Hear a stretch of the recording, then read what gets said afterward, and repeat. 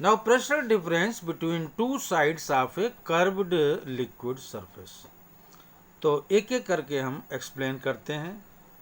ये देखिए, if the surface of a liquid is plane, ये देखिए प्लेन सरफेस है, then a molecule is attracted equally in all directions.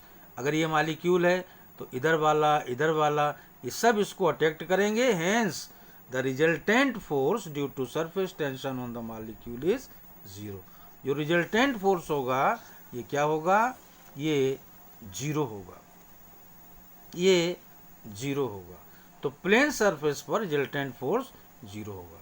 Now if the surface is convex, ये देखिए convex surface लिया, then resultant component of all the forces of attraction acting on every molecule acts normal to the surface and is directed inward। अगर ये convex surface है तो ये resultant force यानी force due to surface tension नीचे की ओर होगा। क्यों होगा, जरा ध्यान से देखिए। मान लीजिए ये कर्व सरफेस है यानी कॉन्वेक्स सरफेस है, तो अगर मान लो ये लिक्विड मालिक्यूल है तो लेफ्ट में ये मालिक्यूल, इसके पास का मालिक्यूल इस तरफ अट्रैक्ट करेगा, राइट, और इसके राइट में जो मालिक्यूल है वो इधर अट्रैक्ट करेगा। ठीक है, इसके दो कंपोनेंट हुए, एक हॉरिजेंटल दूसरा वर्टिकल। इसके भी दो कंपोनेंट, एक वर्टिकल दूसरा horizontal. Horizontal component equal and opposite हैं, कैंसिल कर देंगे, सिर्फ वर्टिकल कंपोनेंट नीचे आएगा जो कि जुड़ जाता है। और इसीलिए जो force due to surface tension है, it is directed inward, it is directed, this is force due to surface tension.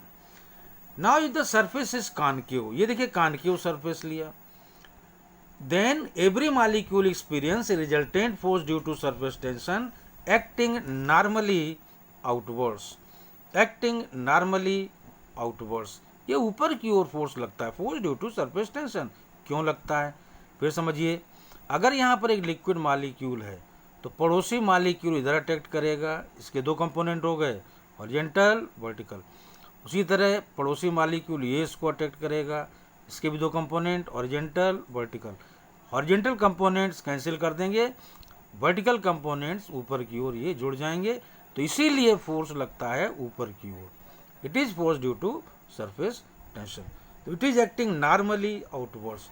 तो यहाँ पर कॉन्वेक्स में force due to surface tension inward और कॉनकेव में it is acting normally outward. So अब सवाल इस बात का उठता है कि इसमें यहाँ पर डाउनवर्ड फोर्स लगता है तो ये लिक्विड नीचे दौड़ते चला जाना चाहिए, और यहाँ पर कॉनकेव में force due to surface tension ऊपर की तरफ लगता है तो लिक्विड को ऊपर दौड़ते चले जाना चाहिए। लेकिन ऐसा नहीं हो पाता है, ऐसा नहीं हो पाता है। क्यों, सरफेस इक्विलिब्रियम में रहती है। So for the equilibrium of a curved surface there must be a difference of pressure, और जो डिफरेंस ऑफ प्रेशर है इसी को हम कहेंगे एक्सेस प्रेशर।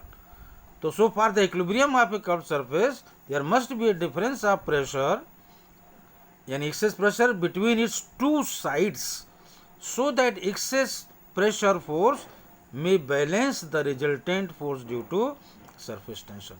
इसका मतलब है force due to surface tension को बैलेंस करने के लिए, force due to surface tension को बैलेंस करने के लिए यहाँ पर दोनों साइड्स में जो है वो प्रेशर लगेगा। अब जरा यहाँ मैं आपको समझा दूँ, अगर ये कॉन्वेक्स सरफेस है तो याद रहे force due to surface tension नीचे की ओर है, force due to surface tension नीचे की ओर है। अब होता क्या है कि इधर से देखें तो कॉनकेव साइड पर एक प्रेशर लगता है P1 और कॉन्वेक्स साइड पर प्रेशर लगता है P2। P1 ज़्यादा होता है, P2 कम होता है। तो P1 और P2 का जो डिफरेंस है, P1 और P2 का जो डिफरेंस है वो ये हुआ P1 माइनस P2। और इसी को कहेंगे एक्सेस प्रेशर। तो ये जो एक्सेस प्रेशर है, फोर्स है, ये बैलेंस करता है force due to surface tension को, और इसीलिए ये लिक्विड नीचे दौड़ा नहीं चला आता है। उसी तरीके से आप यहाँ पर लें, ये जो कॉनकेव मेनिस्कस है, इसमें अगर आप देखें force due to surface tension ऊपर की ओर है। होता क्या है कि जो ये साइड है यानी कॉनकेव साइड है, इस पर प्रेशर लगता है P1 और कॉन्वेक्स साइड पर प्रेशर लगता है P2। तो जो रिजल्टेंट होगा P1 माइनस P2 ये इस तरफ होगा, P1 minus P2 is just P।